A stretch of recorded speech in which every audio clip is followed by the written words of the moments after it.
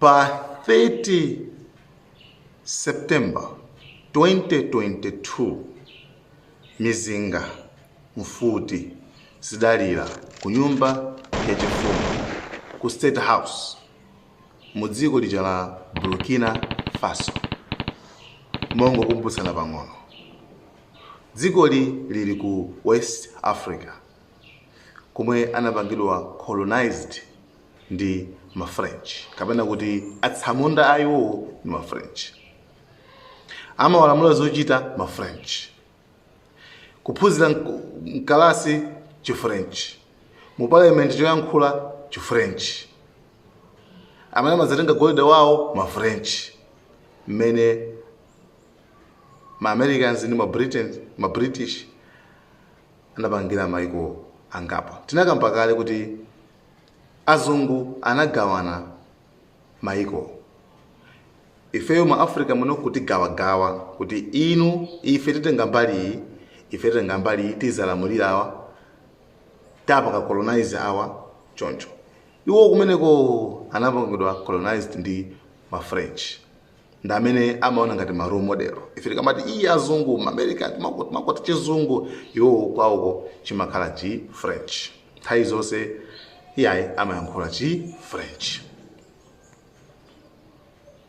Dziko limeneli pa 30 September 2022 gulu la asilikali mosogozedwa ndi munthu wachichepere kwambiri wa zaka 34, pa nthawi imene anali ndi zaka 34 2022, dzina lake ndi Ibrahim Traore, mwana kwambiri. Anatsogolera gulu la asilikali chifukwa anali komanda captain wa asilikali mu dzikolo. Anatsogolera anthu kupita ku State House kumeneko ndikukhaliza mizinga, kenako ndikulanda boma. Chinachitika ndi chani? Tiyeni tibwerere pang'ono. Ibrahim Traore ndi ndani? Mkulu ameneyo poyambirira kuti anali silikali, anali civilian chabe, munthu wamba amene ananyamuka kupita ku Site ku mzinda uja wa Ouagadougou. Kumeneko ndi mu dziko lomwelo. Anapita ku university kukaphunzira zokhuzana ndi geology. Geology ndi chani? Geology ndi maphunziro amene okhuzana ndi dziko, kuliphunzira dziko lonse lapansi.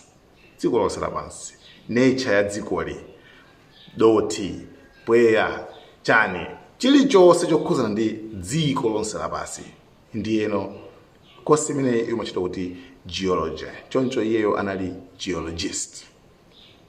Atakaphunzira ku university kumeneko, adachoka kenako ndikukalowa usilikali.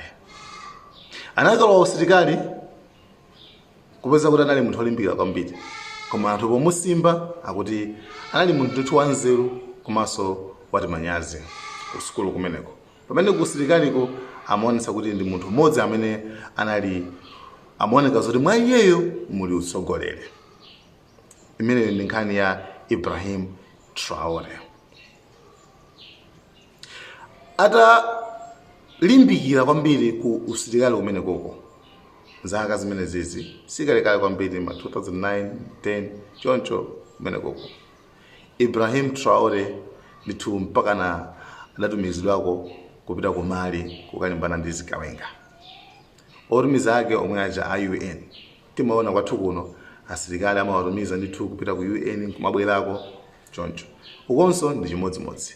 A UN atumiza nyina Ibrahim Traore ndi azinzawo kupita kumeneko ndithu kukamenyana ndi zigawenga komanso kupereka chitetezo.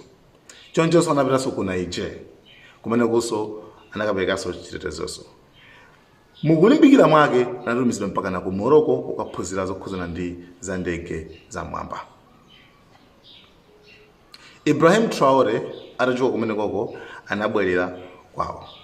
Atabwerera kwawo, President Henry Damiba amene amachotsedwa, amene amakamuchotsayo pa 30 September 2022 anamusankha Ibrahim Traore kuti akhale ndithu wamkulu wa asilikali mu dzikolo.